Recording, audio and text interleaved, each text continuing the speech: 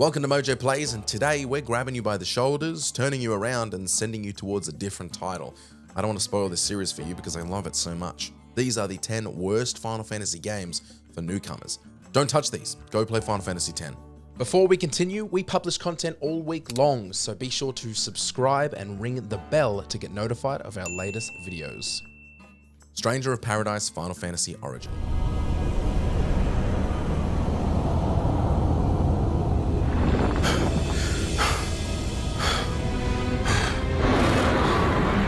Despite the title, Stranger of Paradise Final Fantasy Origin is not really the beginner-friendly starting point it might appear to be.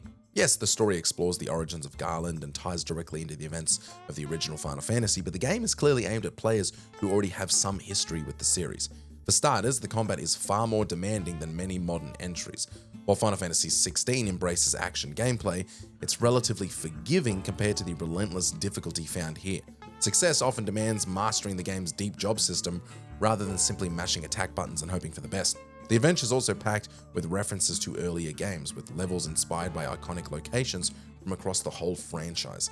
Exploring a Mako reactor or revisiting a version of Flying Fortress is undeniably cool, but the nostalgia hits a lot harder when you actually know where these places come from.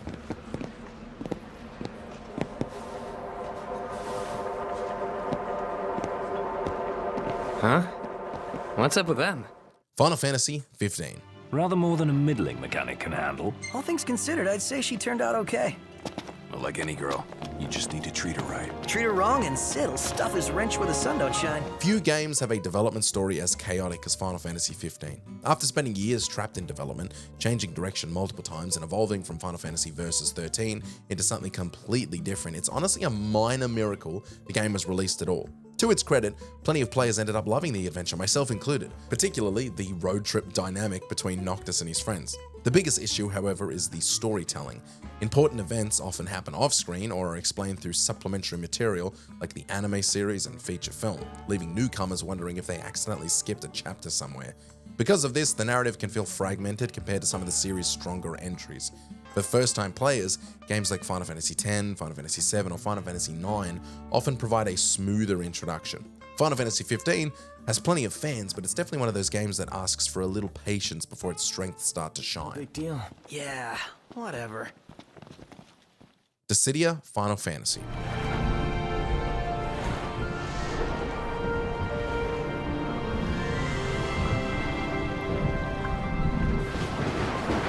Dissidia Final Fantasy might feature some of the most iconic characters in the series, but it is a surprisingly poor place to begin your journey with Final Fantasy.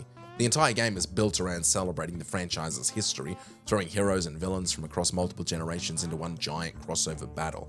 That sounds great, if you already know who Cloud, Terra, Cecil, and Kefka are, but for newcomers, many of these appearances lack the impact they were designed to have. The story constantly references events, relationships, and rivalries from earlier games without spending much time explaining them. Even the combat can be intimidating, combining fighting game mechanics with RPG systems in a way that takes some real getting used to.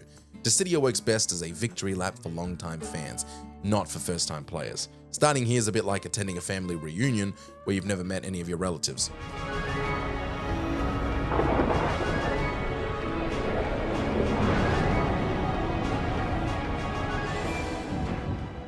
Final Fantasy.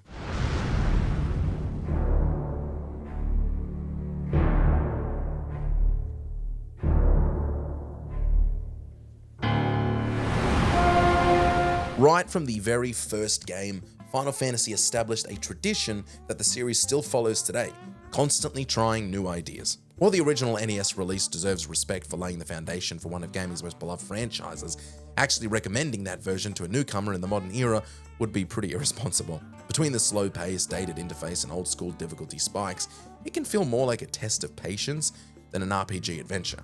If you've somehow never played the original, the PSP or the Game Boy Advance versions are much friendlier places to start. They preserve the charm and simplicity of the classic while smoothing out many of its rough edges. Think of it as experiencing gaming history without also volunteering to experience all of gaming history's frustrations at the same time.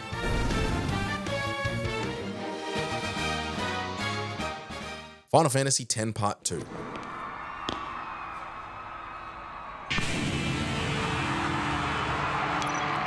YRP in position. Despite being one of the more accessible direct sequels in the franchise, Final Fantasy X Part 2 is still a difficult game to recommend as somebody's first Final Fantasy. A huge part of that, obviously, comes down to how differently it feels from both its predecessor and the rest of the series. For newcomers, it can feel like being introduced to a band through their weird experimental album instead of one of their greatest hits. The tone's much lighter, the pacing's faster, and the game throws players into a mission-based structure that can feel overwhelming if they're unfamiliar with Spira and its characters. While the combat system is excellent, and don't get me wrong, it's excellent, it's also surprisingly demanding, encouraging players to constantly switch jobs and adapt on the fly rather than relying on a single strategy. The three-person party is another major departure from the larger ensemble found throughout much of the franchise. These changes were clearly the result of Square experimenting with the formula, and many fans love the game because of that. Many fans also hate the game because of that. That's it? Final Fantasy XII.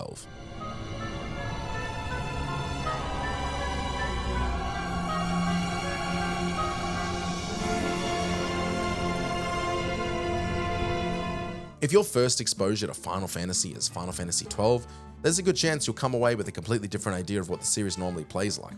Rather than the traditional turn-based battles found in many early entries, or the fast-paced action combat of more recent games, Final Fantasy XII sits in a strange middle ground. Enemies roam the world freely, battles happen seamlessly in the environment, and characters often fight automatically based on instructions you've set beforehand. Much of the strategy comes from building effective gambits, a system that lets you program your party's behavior with conditional commands. It's a fascinating mechanic, but also one that can leave newcomers staring at menus wondering whether they're playing an RPG or secretly learning computer programming. The system eventually becomes incredibly rewarding, but it demands a level of patience that many first-time players may not be expecting from the series. Yeah. Final Fantasy II. FF2 occupies a strange place in the franchise. It deserves credit for introducing many ideas that would become staples in the series, including named characters, a more story-driven approach, and a world that feels far more alive than its predecessor. The problem is that it also contains some of the most divisive gameplay systems in the whole series. Instead of gaining traditional experience points, characters improve individual stats and weapon proficiencies through repeated use, which often encourages grinding in ways that can feel awkward and unintuitive. Exploration can be equally demanding, with dungeons full of near-identical rooms that seem designed to test your patience and sense of direction more than your combat skills. But for long-time fans, these quirks are part of the game's charm. For newcomers, they can be a major obstacle. There's still a worthwhile adventure hidden underneath the rough edges, but it takes a bit more effort to appreciate than many other entries in the series. Final Fantasy VIII.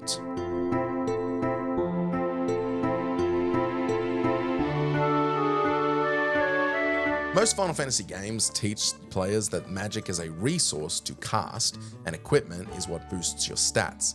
Final Fantasy VIII immediately decides to ignore both of those rules. The game's junction system ties character growth directly to magic, allowing spells to be attached to stats like strength, HP, and magic. It's incredibly flexible once it clicks, but the game does not exactly hold your hand while explaining it. Many newcomers spend their first few hours wondering whether they should be casting spells, stockpiling them, or treating them like collectible trading cards. Then there's the enemy scaling. In most RPGs, getting stuck means fighting a few battles and coming back stronger. In Final Fantasy VIII, enemies largely level up alongside you, which turns one of the genre's oldest solutions into a surprisingly ineffective strategy. It is a fascinating experiment, and one that gives the game a unique identity, but it also makes Final Fantasy VIII feel like the series' eccentric cousin who insists on doing everything differently from the rest of the family. Lightning Returns Final Fantasy XIII. Snow, it's been a long time. You know what I am. Trying to start the Final Fantasy XIII trilogy with Lightning Returns is a bit like walking into a final episode of a TV series and expecting everything to make sense. The game wastes absolutely no time bringing newcomers up to speed. Within minutes, Lightning is back, the world is ending, familiar characters are behaving strangely, and the story expects you to understand why all of this is a very, very big deal. If you've played the previous two games, that's exciting. If you haven't, it can feel like you accidentally skipped several hundred pages of a book. The structure is just as unusual as the narrative. Rather than a traditional RPG adventure, Lightning Returns revolves around a constantly ticking countdown that gives players 13 in-game days to save the world. Managing time becomes just as important as winning battles, making the experience feel closer to Majora's Mask than Final Fantasy. It's one of the franchise's boldest experiments, but definitely not one that's most welcoming for newcomers. So he got rid of them for us. Maybe he did, and maybe returning me to childhood was part of his plan too. But we can't expect to understand everything he does. Dirge of Cerberus, Final Fantasy VII.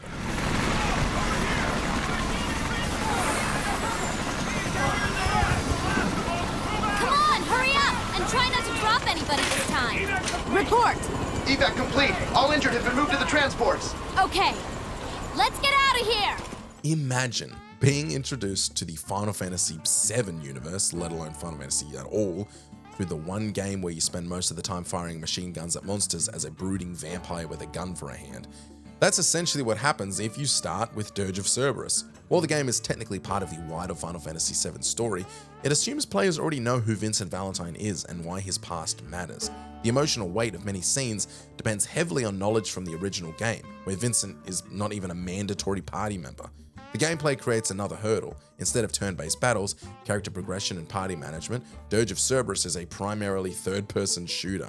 It's one of the biggest genre shifts in the whole franchise, and feels nothing like the series around it. Existing fans can enjoy it as an extra chapter in Vincent's story. Newcomers, meanwhile, may walk away wondering why everybody keeps insisting Final Fantasy is an RPG series, and why people keep insisting it's good, because Dirge of Cerberus...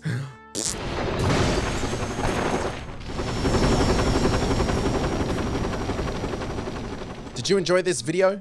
Check out these other clips from MojoPlays and be sure to subscribe and ring the bell to be notified of our latest videos.